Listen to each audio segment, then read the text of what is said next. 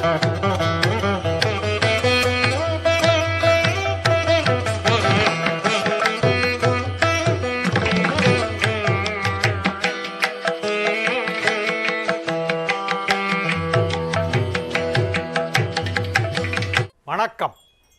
ஞாயிற்றுக்கிழமை டிசம்பர் மாதம் 1 தேதி, குரோதி வருஷம் கார்த்திகை மாதம் 16ஆம் தேதி.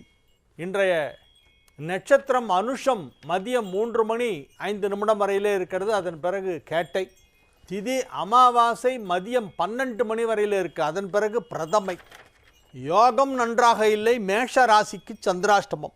இன்றைய தினத்திற்கான ராகுகாலம் மாலை 4:30 மணி முதல் 6 மணி வரை. யமகண்டம் நண்பகல் 12 மணி முதல் 1:30 வரை. குளிகை நேரம் பிற்பகல் 3 மணி முதல் 4:30 மணி வரை. நல்ல நேரம் என்கின்ற சுபஹோரைகள் காலை 7 மணி முதல் 9 மணி வரை, 11 மணி முதல் 12 மணி வரை, மதியம் 2 மணி முதல் 4 மணி வரை, மாலை 6 மணி முதல் 7 மணி வரை, இரவு 9 மணி முதல் 11 மணி வரை. இன்றைய கிரக நிலவரம்: ரிஷபத்தில் குரு, கடகத்தில் செவ்வாய், கன்னியில் கேது, விருச்சிகத்தில் சூரியன், சந்திரன், புதன், தனுசில் சுக்கிரன், கும்பத்தில் சனி, மீனத்தில் ராகு. இனி தெரிஞ்சுக்கலாம் வாங்க. திருச்செந்தூருக்கு போய் இரவு தங்கி பௌர்ணமி அன்று அந்த கடற்கரை மணலிலே படுத்து கொண்டால் நல்லது என்கிறார்களே. பூச்சி போட்டு கடிக்க போகிறது. நீங்கள் வேறு எவனோ கிளப்பி விட்றான். இந்த மாதிரிலாம் புதுசாக கிளப்பி விட்றாங்க சார். தாங்க முடியல. கடற்கரையில் போய் மணலில் படுத்துக்கணுமா பௌர்ணமி அன்றைக்கி ராத்திரி. படுத்துக்கிட்டால் எல்லாம் நல்லதும் நடக்குமா. இந்த மாதிரியெல்லாம் புதுசாக ஏதோ கிளப்பி விட்ருக்காங்க. தயவு செஞ்சு அதெல்லாம் நம்பாதீங்க. திருச்செந்தூருக்கு போயிட்டு முருகனை கும்பிட்டாலே போகும். அது என்றைக்கு வேணால் போகலாம். 365 நாளுமே செந்தில் ஆண்டவனுக்கு சிறப்புமிக்க நாட்கள். முருகப்பெருமான் திருத்தலங்களிலே எவ்வளவோ சிறப்பான திருத்தலங்களெல்லாம் இருக்கின்றன. 210 திருத்தலங்களுக்கு அருணகிரிநாதர் திருப்புகழ் பாடியிருக்கிறார். அவற்றுள் மிகச் சிறப்பு வாய்ந்த தலம் என்று பழனி, திருச்செந்தூர், திருத்தணி, பழமுதிர் சோலை, சுவாமிமலை, திருப்பரங்குன்றம் என பல்வேறு தலங்களை சொல்லலாம். எனினும் திருச்செந்தூர் ஒரு தனி சிறப்பு வாய்ந்த ஒரு தலம். செந்தில் செந்தில் என மனதிலே சொல்லிக்கொண்டே இரு. பழனி முருகனின் புகழை பாடிக்கொண்டிரு. செந்திலாண்டவனின் திருநாமத்தை மனதிற்குள் உச்சரித்து கொண்டிரு. திருத்தணி முருகனிடம் சாஷ்டாங்கமாக விழுந்து வணங்கி நமஸ்காரம் செய் என்று அருணகிரிநாதர் ஒரு திருப்புகழ் பாடலிலே சொல்கிறார். மனசில் எப்போதும் செந்திலாண்டவனை நினச்சிக்கிட்டே இருக்கணுமா. வாய் பழனி முருகனின் பாடல்களை உச்சரிக்க வேண்டுமாம். உடல் திருத்தணி முருகனை விழுந்து வணங்க வேண்டும். இப்படி ஒரு அபூர்வமான ஒரு தகவல் அருணகிரிநாதர் நமக்கு தருகிறார். எனவே சிறப்பு வாய்ந்த தலம் திருச்செந்தூர் என்பதிலே எள்ளளவும் சந்தேகம் யாருக்குமே இருக்க முடியாது. அங்கே பெருமாள் சயன கோலத்திலே காட்சி தருகிறார். மகாவிஷ்ணு இருக்கிறார், சிவபெருமான் இருக்கிறார். முருகப்பெருமானுடைய தலமாக இருந்தாலும் அங்கே சிவபெருமானுக்கும் பெருமாளுக்கும் சிறப்பு சன்னதிகள் இருக்கின்றன. சதா சர்வ காலமும் சிவபூஜை செய்யும் திருக்கோலத்திலே அந்த செந்திலாண்டவன் நமக்கு அருள்பாலித்து கொண்டிருக்கிறார். செந்திலாண்டவன் என்ன பண்ணிகிட்டு இருக்காருன்னா எப்போதும் சிவபூஜை பண்ணிகிட்டு இருக்காராம். ரொம்ப சிறப்பு வாய்ந்த கோவில் அது. ஆனால் இந்த பௌர்ணமி அன்றைக்கி போய் ராத்திரி பீச்சில் படுத்துக்கன்னு சொல்கிறதெல்லாம் சும்மா அங்கே கட்டுக்கதை. அதெல்லாம் நம்பாதீங்க. யாரோ கிளப்பி விட்ருக்காங்க பாவம். அதெல்லாம் போய் நீங்கள் பண்ணிட்டு அங்கே போய் மணலில் போய் படுத்தா ஏதாவது பூச்சி போட்டு ஏதாவது கடிச்சு வச்சு நீங்கள் என்னங்க இதெல்லாம் விளையாட்டு இதெல்லாம் அந்த மாதிரிலாம் பண்ணக்கூடாதுங்க. போய் திருச்செந்தூருக்கு போய் முருகனை தரிசனம் பண்ணிட்டு வாங்க. அதோடு சரி. அது என்றைக்கு வேணால் போகலாம். காலையில் போகலாம், இல்லை மத்தியானம் போகலாம், ராத்திரி போகலாம், எப்போ வேணால் போகலாம். புற்றிடம் கொண்டான் படம்பக்கநாதர் திருவொற்றியூர் ஸ்தலம். ஈசன் திருநாமம் புற்றிடம் கொண்டான் படம்பக்கநாதர் பட்டும் வட்டப்பாறை காளி இறைவி அருட்பிரகாச வள்ளலார் சுவாமிகளுக்கு அம்மனை துதித்து பாடியுள்ளன. எனவே திருவொற்றியூர் வள்ளலார் சுவாமிகளை பற்றி எல்லோரும் தெரிந்து கொள்ள வேண்டும். திருவொற்றியூர் ரொம்ப பழமையான கோவில் சார். ஆதிபுரீஸ்வரர்னு அங்கே சிவனுக்கு திருநாமம். ஆதிபுரீஸ்வரர். ஆதினா ஆரம்பம். உலகம் ஆரம்பித்ததுலேருந்து இருக்கார் அங்கே ஆதிபுரீஸ்வரர் சுயம்பு. ரொம்ப பழமையான கோவில். அதாவது அங்கே வள்ளலார் சுவாமிகள் அங்கே தங்கியிருந்தார்.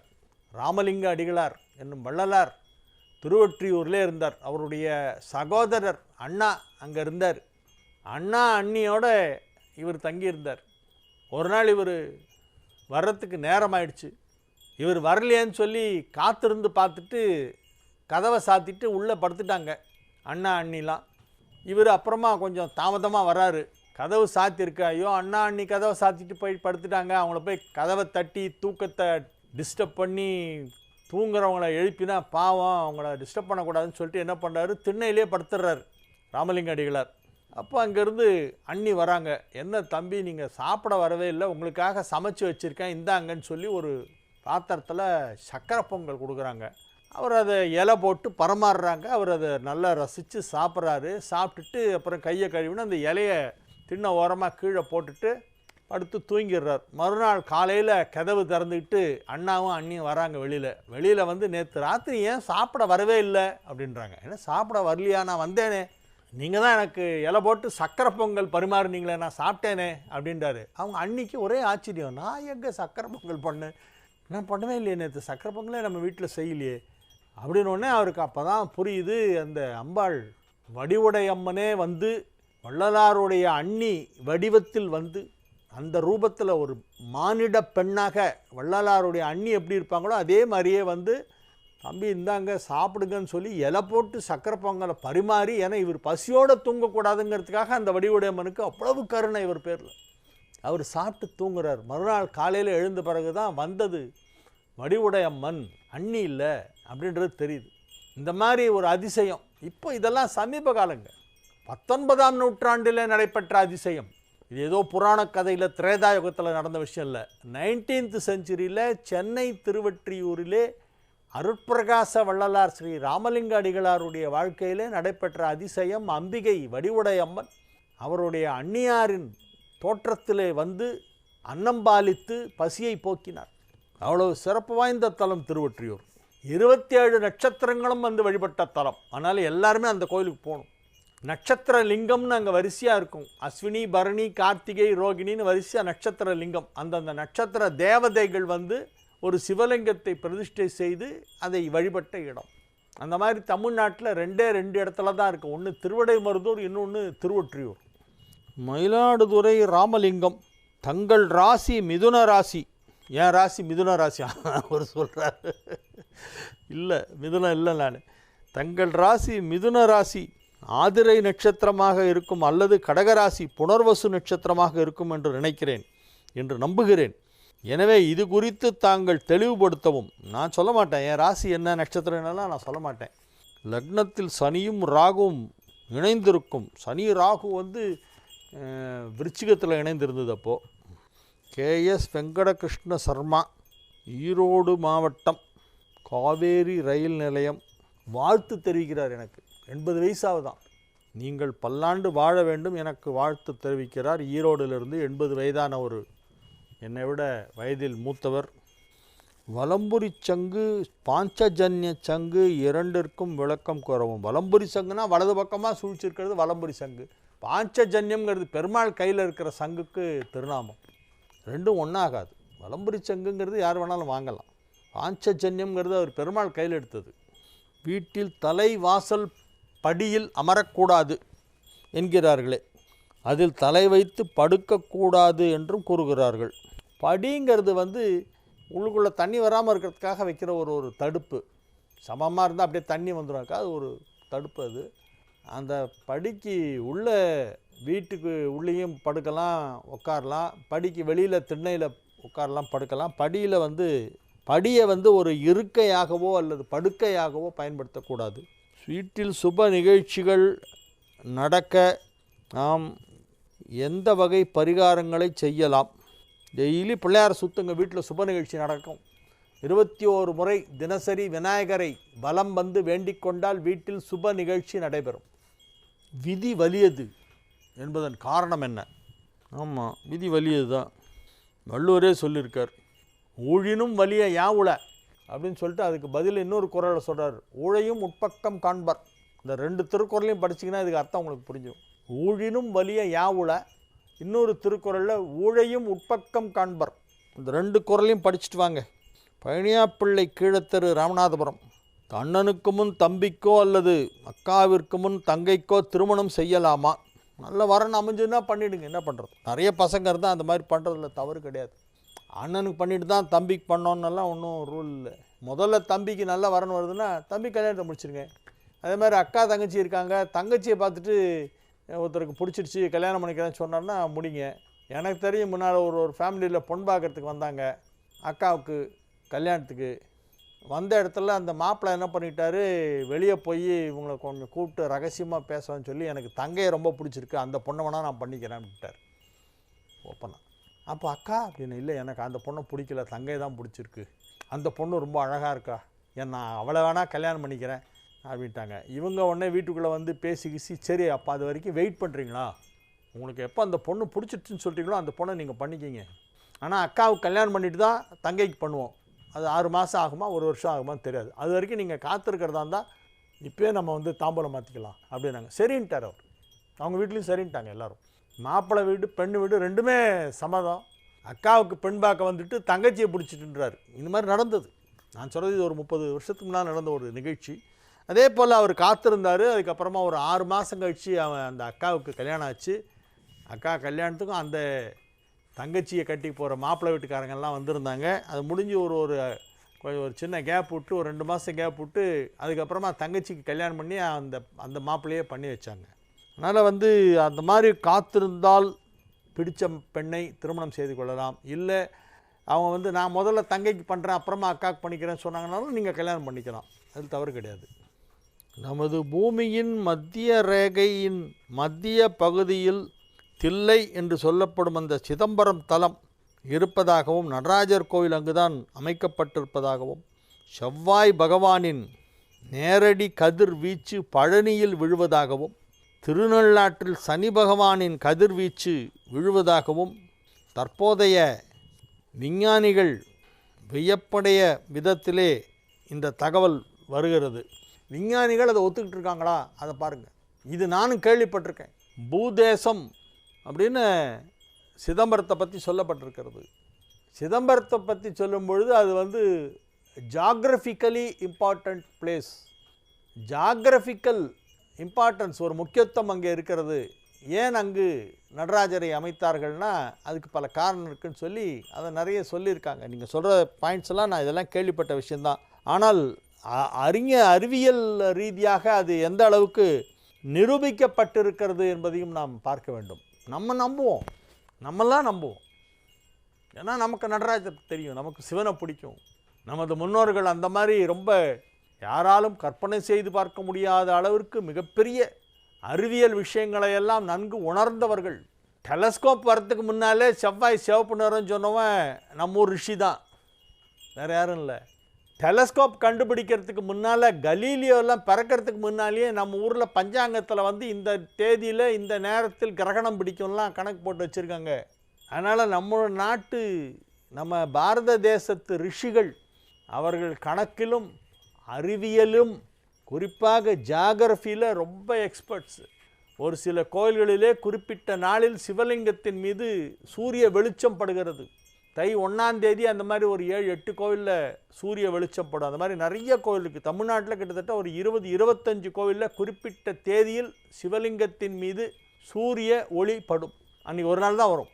அப்போ இவங்க எந்த அளவு வந்து இந்த பூமி எப்படி சுற்றுதுங்கிறத துல்லியமாக கணக்கு போட்டிருந்தா, இந்த லேட்டிடியூட் இந்த லாங்கிடியூடில் இந்த கோவிலை வச்சு இந்த இடத்துல மூலவரை பிரதிஷ்டை பண்ணி அதுக்கு இத்தனை டிகிரிஸ் கணக்கு வச்சு கோபுரத்தில் ஒரு ஹோல் போட்டால் அந்த ஓட்டை வழியாக வெளிச்சம் வருங்கிறத அவங்க கணக்கு போனோன்னா எவ்வளவு பெரிய ஒரு அபாரமான ஒரு விஷயம் அது. அதனால் சயின்ஸில் முன்னோடி யாருன்னா நம்ம ஊர் ரிஷிகள் தான். அதனால் நீங்கள் சொல்கிற தகவலை நான் ஒப்புக்கொள்கிறேன். அதை விஞ்ஞானிகள் ஏற்றுக்கொண்டு ஏதாவது பேப்பர் சப்மிட் பண்ணி தீசிஸ் யாராவது ஏதாவது பண்ணியிருக்காங்களான்னு செக் பண்ணுங்கள். செக் பண்ணி எனக்கு தெரியப்படுத்துங்க. லட்சுமி வடுகநாதன் அவர்கள். மேஷ ராசிக்கு இன்றைய தினம் சந்திராட்டமம் இருக்கிறது. எனவே பார்த்து பேசணும், பக்குவமாக பழகணும், கோபம் பறக்கூடாது. எல்லாத்துக்கும் புசுக்குன்னு கோச்சிக்கிட்டு உக்காண்ட்ருந்தால் ஒரு வேலையும் நடக்காது. யாரையும் பகைத்து கொள்ள வேண்டாம், பிறர் மீது புகார் அளிக்க வேண்டாம். உங்களுடைய வேலையை மட்டும் நீங்கள் பார்த்துக்கிட்டு பேசாமல் போங்க. இறைவன் வழிபாட்டிலே கவனம் செலுத்துங்கள். முருகப்பெருமான் வழிபாடு மேஷராசிக்கு மிக மிக முக்கியமானது. எனவே அந்த செந்தில் ஆண்டவனையும் பழனி ஆண்டவனையும் மனதார துதித்து கொண்டே இருங்கள். ரிஷப ராசிக்கு இன்றைய நாள் நல்ல நாள். ராசியில் குரு, 7ஆம் இடத்திலே சூரியன், சந்திரன், புதன். இது மிக அற்புதமான அமைப்பு. 5ஆம் இடத்தை குரு பார்க்கிறது, 5 புதனை குரு பார்க்கிறது. 3, 4, 5 ஆகிய வீடுகளுக்கு அதிபதியான கிரகங்களை குரு பார்க்கிறது. 2, 3, 4, 5 ஆகிய வீடுகளுக்கு அதிபதியான கிரகங்களை குரு பார்க்கிறது. 2, 3, 4, 5 ஆகிய வீடுகளுக்கு அதிபதி, அதை குரு பார்க்குது. எனவே இது ஒரு நல்ல யோகமான நாள், நல்ல நாள். ஆரோக்கியமாக இருப்பீர்கள், சந்தோஷமாக இருப்பீர்கள், கலகலப்பாக சிரித்து பேசுவீர்கள். மனதிலே உள்ள கவலையெல்லாம் காணாமல் போய்விடும். எந்த செயலை செய்ய திட்டமிட்டாலும் அதை அழகாக செய்து முடிப்பீர்கள். தொழிலில் நல்ல முன்னேற்றம் ஏற்படும். வியாபாரம் செய்து கொண்டிருக்கும் ரிஷபராசியினருக்கெல்லாம் அதிலே மிகப்பெரிய வருமானம் கிடைக்கும். வெள்ளை நிற பொருட்களை விற்பனை செய்வோர் அதிலே அதிக வருமானம் காண்பார்கள். பள்ளிக்கூடத்தில் படித்து கொண்டிருக்கும் ரிஷபராசி மாணவ மாணவியரெல்லாம் இப்பொழுது கல்வியிலே மிகுந்த ஆர்வத்தோடு அரையாண்டு தேர்வுகளை சிறப்பாக எழுதிய அதிலே நல்ல மதிப்பெண் பெறுவார்கள். முழு தேர்வு வந்தாலும் அதை எதிர்கொள்ள தயாரான நிலையிலே மாணவர்கள் இருப்பார்கள். கல்வி முன்னேற்றம் நன்றாக இருக்கும். மிதுன ராசிக்கு இன்றைய நாள் நல்ல நாள். பெரும்பாலான கிரகங்கள் மறைவு ஸ்தானத்திலே இருக்கின்றன. சுக்கிரன் தான் ராசியை பார்த்துட்டு இருக்கு, அதனால நல்லா இருக்கு. குரு மறைவு 12இல், சூரியன், சந்திரன், புதன் 6இல் மறைவு. 6லையும் 12லையும் முக்கியமான 4 கிரகங்கள் மறைந்து விட்டன. 7இல் உள்ள சுக்கிரன் ராசியை பார்க்கிறது என்பது ஒன்றுதான் இப்பொழுது ஆறுதலான விஷயம். எனவே நீங்கள் உள்ளுக்குள்ளே எவ்வளோ பிரச்சனை இருந்தாலும் அதையெல்லாம் வெளியில் காமிச்சிக்காம வெளியில் வரும்பொழுது பகட்டாக வருவீர்கள், பளபளப்பாக வருவீர்கள். உங்களுடைய தோற்றம், உங்களுடைய ஆடை, உங்களுடைய கம்பீரமான நடை, உங்களுடைய சிரித்த புன்முறுவல் பூத்த மந்தகாச புன்முறுவல் பூக்கும் அந்த முகம், இவற்றையெல்லாம் பார்த்தால் யாரும் உள்ள பிரச்சனை இருக்குன்னு சொன்னால் நம்ப மாட்டாங்க. ஆனால் உள்ளுக்குள்ளே பிரச்சனை இருக்கும், அது உங்களுக்கு மட்டும்தான் தெரியும். அதை வெளியில் காமிச்சிக்காமல் இருப்பீங்க. கவலைப்பட வேண்டாம், வெகு விரைவிலேயே அந்த பிரச்சனைகளும் தீர்ந்துவிடும். நிஜமாகவே சிரிப்பீங்க. இப்போ சிரிக்கிற மாதிரி ஆக்ட் பண்ணுவீங்க, இன்னொரு 1 வாரம் கழித்து நிஜமாகவே சிரிப்பீங்க சந்தோஷமாக. கடக ராசிக்கு இன்றைய நாள் நல்ல நாள். 11ஆம் இடத்தில் குரு அமர்ந்து கொண்டு ஏராளமான நன்மைகளை செய்து கொண்டு இருக்கிறது. 5ஆம் இடத்தை குரு பார்ப்பதால் பதவி உயர்வு கிடைக்கும். பதவி உயர்வு ஆஃபீஸில் கண்டிப்பாக கிடைக்கும். நீங்கள் எந்த கம்பெனியில் இருந்தாலும் சரி, ப்ரைவேட் செக்டார் அல்லது கவர்மெண்ட் ஆஃபீஸ் அல்லது குவாசி கவர்மெண்ட் அண்டர்டேக்கிங், பிஎஸ்யூ போன்ற எந்த துறையிலே பணியாற்றி கொண்டிருந்தாலும் அல்லது சொந்த தொழில் செய்து கொண்டிருந்தாலும், சொந்த தொழில், வியாபாரம், கன்சல்டன்சி, கமிஷன் ஏஜென்சி போன்ற எந்த விதமான துறையிலே தொழில் செய்து கொண்டிருந்தாலும் உங்கள் தொழிலிலே நல்ல வளர்ச்சியை நீங்கள் பார்க்க முடியும். உங்கள் தொழிலுடைய வளர்ச்சி சற்று அதிகமாக இருக்கும். மிகப்பெரிய தொழில் வளர்ச்சி ஏற்படுவதற்கு வாய்ப்பு இருக்கிறது. எனவே அற்புதமான நாள். கடக ராசிக்கு இன்றைய நாள் நல்ல நாள். சிம்ம ராசி அன்பர்களெல்லாம் இன்றைய தினம் மிகுந்த உற்சாகத்துடன் காணப்படுவார்கள். ஏனென்றால் ராசி அதிபதி குருவால் பார்க்கப்படுகிறது. குருவும் ராசி அதிபதியும் எதிரெதிரே அமர்ந்து கொண்டு குரு சூரியன் எதிரெதிரே பார்க்கக்கூடிய அந்த ராஜகிரக பார்வை என்று அதை சொல்வார்கள். குருவும் ராஜகிரகம், சூரியனும் ராஜகிரகம், அவை இரண்டும் ஒன்றை ஒன்று பார்க்கின்றன. இது ஒரு சிறப்பான கிரக அமைப்பு. அதனால் சிம்ம ராசி அன்பர்களுக்கு அதிக நன்மை நடைபெறும். சிம்ம ராசியில் இருக்கக்கூடிய சின்ன வயசில் இருக்கக்கூடிய ஸ்டூடெண்ட்ஸ், ஸ்கூல் ஸ்டூடெண்ட்ஸ், காலேஜ் ஸ்டூடெண்ட்ஸ்லேருந்து ஆரம்பித்து வயதானவர்கள் வரை அனைவருக்குமே ஏதாவது ஒரு நல்ல விஷயம் இன்றைக்கி நடக்கும். நல்ல செய்தி வந்து சேரும். குடும்பத்தில் சுப நிகழ்ச்சி நடத்தப்படும். உங்களுடைய நெருங்கிய உறவினர்கள், பிளட் ரிலேஷன் என்று சொல்லக்கூடிய பங்காளிகள், நெருங்கிய உறவினர்கள், சகோதரிகளின் வீட்டில் அல்லது சகோதரர்களின் வீட்டில் திருமணம் போன்ற சுப நிகழ்ச்சி நடைபெறும். அதை கலந்து கொள்வதற்காக நீங்கள் ஒரு சிறிய பயணம் மேற்கொள்ள வேண்டியிருக்கும். சில திருத்தலங்களுக்கும் சென்று வருவீர்கள். எனவே இது ஒரு மிக மிக சிறப்பான நாள், மிக அற்புதமான நாள். கன்னி ராசிக்கு இன்றைய தினம் மிக அற்புதமான நன்மைகள் எல்லாம் நடைபெறக்கூடிய நல்ல நாளாக விளங்குகிறது. ராசிக்கு 3ஆம் இடத்திலே ராசி அதிபதியோடு சூரியன், சந்திரன் இணைந்திருக்கின்றன. இந்த சூரியன், சந்திரன், புதன் ஆகிய இந்த 3 கிரக சேர்க்கையை குரு பார்த்து கொண்டிருக்கிறது. ரிஷபத்திலிருந்து குருவிற்கு 7ஆம் இடத்திலே சூரியன், சந்திரன், புதன், உங்கள் ராசிக்கு 3ஆம் இடத்திலே சூரியன், சந்திரன், புதன். எனவே இந்த கிரக அமைப்பு உங்களது குடும்பத்தில் உள்ள உறவுகளெல்லாம் வலுப்பெறுவதற்கு உதவிகரமாக இருக்கும். குடும்பத்தில் யாராவது அவ்வளோ சரியாக பேசலை, பார்த்தா அப்படின்ட்டு போயிடுறாங்க, டச்சிலே இல்லைன்னா இப்போ எல்லாரும் வருவாங்க, பழையபடி எல்லாரும் ரொம்ப இணக்கமாகிடுவாங்க. யாரெல்லாம் கொஞ்சம் விலகி இருந்தார்களோ அவர்களெல்லாம் சற்று நெருக்கமாக வந்து பழகுவார்கள். அவர்களை நீங்கள் பழைய விஷயத்தெல்லாம் கிளறக்கூடாது. அன்றைக்கி நான் உன்னை பார்த்து பேசினப்போ நீ சரியாகவே பேசலையே அப்படின்னு இப்போ கேட்கக்கூடாது. இன்றைக்கி பேசுகிறால அதோடு விட்டுறணும். அன்றைக்கி ஏன் சரியாக பேசலன்னு இன்றைக்கி கேட்காத. இப்பொழுது எல்லோரும் உங்களிடம் நெருக்கமாக பழகுவார்கள். சொந்தம் பந்தம் எல்லாரும் உங்களை வந்து நாடி வருவாங்க. மனசுக்குள்ளே வேணால் நீங்கள் நினச்சிக்கலாம், டேய் வசதி வந்தால் நீங்கள்லாம் வருவீங்கடா டேய் அப்படின்னு நினச்சிக்கலாம். சொல்ல முடியாது அது. அதனால் இப்போ வராங்க, உங்களை மதிக்கிறாங்க, அவங்கள்ட்ட பேசுங்க. வீட்டுக்கு வந்தால் வாங்க உட்காருங்க, காஃபி சாப்பிட்றீங்களா, டீ சாப்பிட்றீங்களா, என்ன பண்ணுறீங்க, என்ன விஷயமா வந்தீங்க, பேசுங்க. சாதாரணமாக பேசிவிட்டு அனுப்பிட போகிறாங்க, அவ்வளோதான். எனவே உறவுகள் வலுப்பெறக்கூடிய வாய்ப்பு இன்றைய தினம் அதிகமாக காணப்படுகிறது கன்னிராசி. துலா ராசிக்கு இது ஒரு நல்ல நாள். ராசி அதிபதியும் குருவும் இடமாற்றம் பெற்றிருப்பதால் மிகச்சிறப்பான பரிவர்த்தனா யோகம். பரிவர்த்தனா யோகம் ரொம்ப பெரிய யோகம் அது. ஒரு கிரகம் ஆட்சியாக இருக்கும் பொழுது செய்யக்கூடிய நன்மைகளை விட, உச்சம் பெற்றிருக்கும் கிரகம் நன்மை செய்வதை விட பரிவர்த்தனை பெற்ற கிரகம் அதிக நன்மை செய்யும். பரிவர்த்தனைன்னா என்ன? இந்த கிரகத்தோட வீட்டில் அது இருக்கும், அந்த கிரகத்தோட வீட்டில் இது இருக்கும். சுக்கிரன் வீட்டில் குரு, குரு வீட்டில் சுக்கிரன், இந்த மாதிரி மாறி இருந்தால் அதற்கு பெயர் பரிவர்த்தனை. Inter exchange of planets, inter exchange of planets, அதுதான் பரிவர்த்தனை. அந்த யோகம் இப்போ பிரமாதமாக வேலை செய்யுது. துலாத்துக்கெல்லாம் வந்து கையிலே பிடிக்க முடியாது. உங்களை எங்கேயோ போயிடுங்க, உங்கள் லெவலே வேறு, அது வேறு லெவல். அப்படி ஒரு அற்புதமான நல்ல நாள். மகிழ்ச்சியாக இருப்பீர்கள், ஆரோக்கியமாக இருப்பீர்கள், வெற்றிகரமாக உங்கள் வேலைகளை செய்து முடிப்பீர்கள், எடுத்ததை நடத்தி காட்டுவீர்கள். திட்டமிட்டபடி அனைத்து வேலைகளும் சிறப்பாக நடைபெறும். குடும்ப வாழ்க்கை, வெளிவட்டார பழக்கம், அலுவலகம், வியாபாரம் போன்ற எல்லா இடங்களிலுமே நீங்கள் மகிழ்ச்சியாக இருக்கக்கூடிய நல்ல நாளாக இந்த நாள் விளங்கும். விருச்சிக ராசிக்கு இன்றைய நாள் ஒரு நல்ல நாள். 9க்குடைய பாக்யாதிபதி சந்திரன் ராசியிலே அமர்ந்து கொண்டு குருவால் பார்க்கப்படுகிறது. எனவே தந்தைக்கு யோகம், தந்தையால் மகனுக்கு யோகம். தந்தை மகன் ஒருவருக்கொருவர் பரஸ்பரம் உதவி செய்து கொள்வார்கள். பூர்வீக சொத்து வரவேண்டியிருந்தால் இப்பொழுது அது வந்துவிடும். தந்தை வழியிலே வரவேண்டிய பூர்வீக சொத்து ஏதேனும் உங்களுக்கு பங்கு வரவேண்டியிருந்தால் அந்த சொத்து பிரிக்கப்பட்டு சட்ட ரீதியாக அதில் உங்களுக்கு கிடைக்க வேண்டிய நியாயமான பங்கு இப்பொழுது கிடைக்கும். புதிதாக ஒரு சிலர் அசையா சொத்து வாங்குவார்கள். அசையா சொத்து புதிதாக வாங்குவதற்கும் இப்பொழுது வாய்ப்பு இருக்கிறது. பெரிய தொகை சிலருக்கு கிடைக்கும், பெரிய அமௌண்ட் கிடைக்கும். வியாபாரத்தின் மூலமாகவோ அல்லது வேறு வழியிலோ, குறுக்கு வழியில் போகாமல் நேர்மையான வழியில் ஒரு பெரிய அமௌண்ட்டு, பெரும் தொகை கிடைப்பதற்கு வாய்ப்பு இருக்கிறது. எனவே விருச்சிக ராசிக்கு அதிர்ஷ்ட காற்று வீசிக்கொண்டிருக்கின்ற அற்புதமான நேரம். 9, 10 கொடையவர்கள் ராசியிலே இணைந்து குரு பார்வை பெறுவது என்பது அற்புதமான நன்மை அளிக்கும். 9, 10, 11 ஆகிய வீடுகளுக்கு அதிபதியான கிரகங்கள் ராசியிலே ஒன்றாக இணைந்து குருவால் பார்க்கப்படுகிறது. எனவே மிக மிக மிக சிறப்பான நல்ல நாள். வியாபாரத்திலே கொடிகட்டி பறப்பீர்கள். உத்தியோகத்தில் உள்ளவர்களுக்கு உயர் பதவி கிடைக்கும்.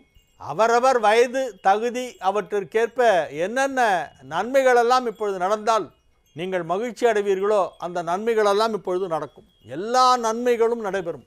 இறைவனை பிரார்த்தனை செய்து கொள்ளுங்கள். செந்தில் ஆண்டவனை பிரார்த்தனை செய்து கொள்ளுங்கள். செந்தில் ஆண்டவன், திருச்செந்தில் ஆண்டவன், செந்தில் ஆண்டவன், செந்தில் ஆண்டவன். செந்தில் ஆண்டவனை பிரார்த்தனை செய்து கொள்ளுங்கள். யாரோ சொன்னாங்கன்ட்டு பௌர்ணமி அன்னைக்கு போய் ராத்திரி படுக்கிற, பீச்சில் படுக்கிற வேலையெல்லாம் பண்ணாதீங்க. கோவில் திறந்திருக்கிற நேரத்தில் போய் முருகனை தரிசனம் பண்ணிட்டு வாங்க, அவ்வளோதான். திருச்செந்தூர் செல்பவர்களுக்கு ஒரு அறிவுரை, தயவு செய்து ஆலயம் திறந்திருக்கும் நேரத்திலே போய் தரிசனம் செய்து விட்டு வாருங்கள். பௌர்ணமி அன்னைக்கு நடுராத்திரில் போய் பீச்சில் படுத்துக்கோன்னு யாரோ ஒருத்தன் கிளப்பி விட்டான், எல்லாம் அங்கே போய் படுத்துட்டு இருக்காங்க. இந்த மாதிரிலாம் பண்ணாதீங்க. தனுசு ராசிக்கு இன்றைய நாள் நல்ல நாள். 12 குடையவன் 8ஆம் இடம் சென்றதால் விபரீத ராஜயோகம். 12ஆம் இடத்திற்கு அதிபதி 8ஆம் இடத்திலே நீச்சமடைந்து விபரீத ராஜயோகத்தை ஏற்படுத்தி, கெட்டவன் கெட்டிடில் கிட்டிடும் ராஜயோகம் என்னும் ஜோதிட மூதுரைக்கேற்ப இப்பொழுது வெகு சிறப்பான நிலையிலே அமர்ந்து நன்மைகளை எல்லாம் செய்து கொண்டிருக்கின்ற நல்ல நேரம். 9, 10 குடையவர்களை குரு பார்த்து கொண்டிருப்பது ஒரு அற்புதமான யோகம். எனவே நன்மைகள் அதிக அளவிலே நடைபெறக்கூடிய நல்ல நாளாக இன்ற நாள் விளங்கும். உங்கள் உத்தியோகத்தில் நீங்கள் முதலிடத்தில் இருப்பீர்கள். வியாபாரத்திலே வெகு சிறப்பான லாபத்தை பார்க்க முடியும். அதிக நன்மைகள் நடைபெறும். குடும்பம் அமைதியாக இருக்கும். பிள்ளைகளின் வாழ்க்கை நன்றாக இருக்கும். அவர்களின் எதிர்காலம், அவர்களின் கல்வி, வேலைவாய்ப்பு, திருமணம் போன்றவை எல்லாமே இப்பொழுது சிறப்பாக இருக்கும். மகர ராசிக்கு இன்றைய நாள் மகிழ்ச்சியான நாள். நல்லா இருக்கு. கிரகங்கள் எல்லாமே அற்புதமாக இருக்கின்றன. 11ஆம் இடத்திலே சூரியன், சந்திரன், புதன் என்பது ஒரு பெரிய யோகம். எந்த ஒரு முக்கியமான செயலை செய்ய வேண்டும் என்று துவங்கினாலும் அந்த துவங்கும் நேரத்திலே 11ஆம் இடத்திலே என்ன கிரகம் இருக்கிறது என்று கேட்பார்கள் பெரியவர்கள். அந்த மாதிரி ஒன்று பண்ணலான் இருக்கேன். ரொம்ப பெரிய விஷயம், அது ஒரு நல்ல விஷயம். அதை ஆரம்பிக்கணும், பார்த்து கொஞ்சம் நல்ல நாளாக சொல்லுங்கள் அப்படின்னு போய் கேட்டோன்னா 11ஆம் இடத்துல ஏதாவது கிரகம் இருக்கணும். சூரியன் இருந்தாலோ சந்திரன் இருந்தாலோ ரொம்ப நல்லது. நீ ஆரம்பிக்கும் எந்த லக்னமோ அந்த லக்னத்திற்கு 11ஆம் இடத்தில் ஆரம்ப சுபமுகூர்த்தம் இருக்கிறதே, அந்த லக்னத்திற்கு 11ஆம் இடத்திலே சூரியன் சந்திரன் இருந்தால் எடுத்த காரியம் வெற்றி. இப்பொழுது உங்கள் ராசிக்கு 11இல் சூரியன் சந்திரன் புதன் இருக்கிறது. எனவே நீங்கள் எதை செய்தாலுமே அது வெற்றி தான். மிகப்பெரிய நன்மைகளெல்லாம் நடைபெறக்கூடிய நல்ல நாளாக மகரத்திற்கு இன்றைய நாள் விளங்குகிறது. கும்ப ராசிக்கு இன்றைய நாள் மகிழ்ச்சியான நாள். மகிழ்ச்சியாக இருப்பீர்கள், ஆனந்தமாக இருப்பீர்கள், ஆரோக்கியமாக இருப்பீர்கள். வியாபாரத்தில் நல்ல வளர்ச்சி ஏற்படும். அலுவலகத்திலே புதிய பொறுப்புகளை வழங்குவார்கள்.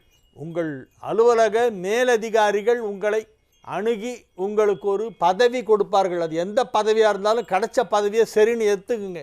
நான் இந்த போஸ்டிங்லாம் கொடுத்தா வாங்கிக்க மாட்டேன், எனக்கு அந்த போஸ்டிங் தான் வேணும் அப்படின்லாம் கேட்காதீங்க. நீங்கள் என்ன கிடைச்சாலும் வாங்கிக்கோங்க. இன்றைக்கி ஏதோ ஒரு நல்ல விஷயம் உங்களுக்கு கடவுள் யார் மூலமாகவோ அனுப்ப போகிறார். பகவான் மனுஷ ரூபேணகான்னு சொல்லியிருக்கு. கடவுள் நேரில் வரமாட்டார், யாரோ ஒரு மனுஷன் மூலமாக தான் ஒரு ஆஃபர் வரும். யாரோ ஒருத்தர் வருவார், இல்லை ஃபோன் பண்ணுவார், ஒரு நல்ல விஷயத்த சொல்லுவார். அப்போ அது கடவுள் நமக்கு கொடுக்குறார், இவர் மூலிமா வருது அந்த நியூஸு அப்படின்னு புரிஞ்சுக்கிட்டு அது டக்குன்னு எடுத்துக்கணும். அந்த மாதிரி நல்ல விஷயங்கள் வரப்போகும் நல்ல நாள். மீன ராசிக்கு இன்றைய நாள் மிக மிக சிறப்பான நன்மைகளெல்லாம் நடைபெறப் போகின்றன. 5 குடைவன் 9ஆம் இடத்திலே அமர்ந்து கொண்டு குருவால் பார்க்கப்படுவதால் யோகம். 4-7 குடைவன் குரு பார்வை பெறுவதால் திருமண யோகம் வந்துவிட்டது. 7 குடைவனை குரு பார்த்தால் திருமணம் நடைபெறும். எனவே இப்பொழுது திருமண நிச்சயதார்த்தம் நடைபெறுவதற்கு வாய்ப்பு வலுவாக இருக்கிறது. உங்களுக்கு பிடித்தாற்போல் ஏற்றாற்போல் நீங்கள் எதிர்பார்ப்பது போல் நல்ல வாழ்க்கை துணை அமையும். வியாபாரிகளுக்கு கொடுக்கல் வாங்கல் வெகு சிறப்பாக நடைபெறும். பண பரிவர்த்தனைகளிலே எந்தவித தடையும் இருக்காது, அதை சிறப்பாக செய்வீர்கள். தனலாபம் அதிகரிக்கும். பொருளாதார வளர்ச்சி கணிசமாக உயரும். எனவே அதிக நன்மைகள் நடைபெறும். நோயற்ற வாழ்வு இன்றைய தினம் உங்களுக்கு கிடைக்கும். அதுதான் இருக்கிறதுலே பெரிய செல்வம். பெரிய செல்வம் எதுனா நோயற்ற வாழ்வே குறைவற்ற செல்வம்.